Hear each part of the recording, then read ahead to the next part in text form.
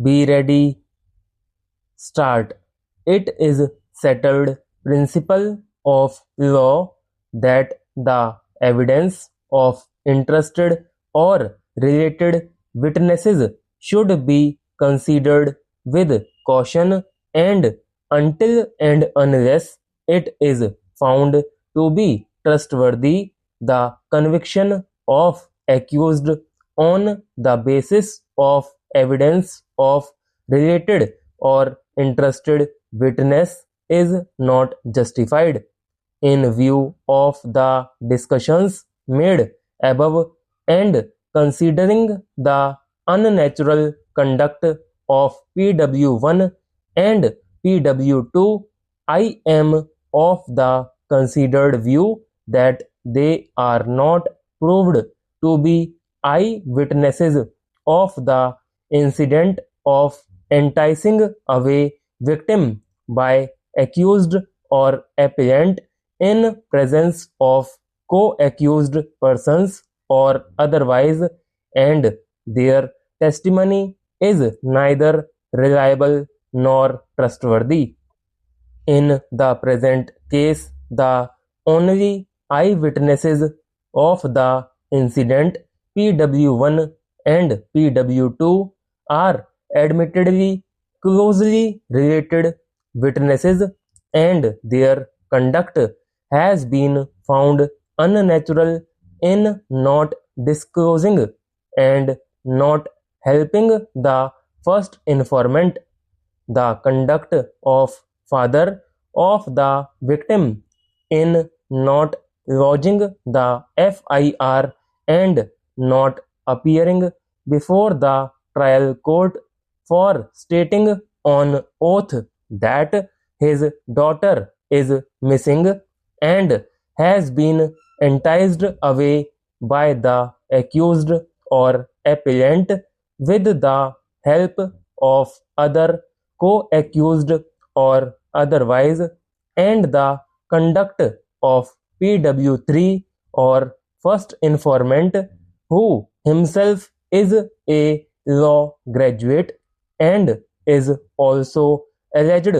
to be an advocate, in not mentioning the names of alleged eyewitnesses in the FIR and lodging the FIR with inordinate delay of 4 days at midnight without any whisper about the love affair, if any, between the victim and the accused or appellant, and further the undisputed disability of accused or appellant makes the entire prosecution story highly improbable and doubtful, and gives strength to the arguments that the father of victim and his family members, including first informant, on account of property dispute, have falsely implicated the accused or appellant and his family members due to suspicion. In view of the facts and circumstances of the case, there is sufficient reason for drawing adverse inference against the prosecution for not producing the parents of victim to the witness box before the trial court. The evidence on record shows that PW1 and PW2 were not the eyewitnesses of alleged incident of fetching the victim by accused or appellant in broad daylight at 10 a.m. instead of choosing some time of loneliness in the late evening or early morning, and they have been set up subsequently in order to improve the case against the accused persons. The above witnesses are entrusted witnesses and their unnatural conduct and contradictory testimony is not reliable for holding the accused or appellant guilty, and the learned trial court has misread the evidence on record. I am of the considered view that the prosecution has failed to prove its case to the hilt beyond any shadow of reasonable doubt and has failed to bring home the charges against any of the accused by any cogent, reliable, independent, and trustworthy evidence.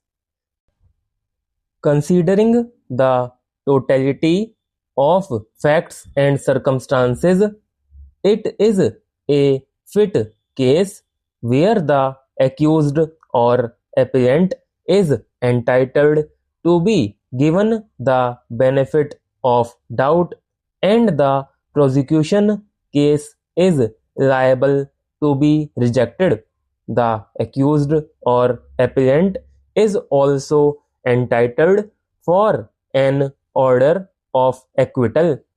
PW1 and PW2 are only chance witnesses and have also stated to have inquired into with co-accused as to where the victim and accused or appellant have gone, but even when no reply was given by them, they did not inform the first informant or father of the victim, which is also quite unnatural, and their conduct in not doing so, despite being related, makes their contention of being eyewitnesses doubtful and untrustworthy.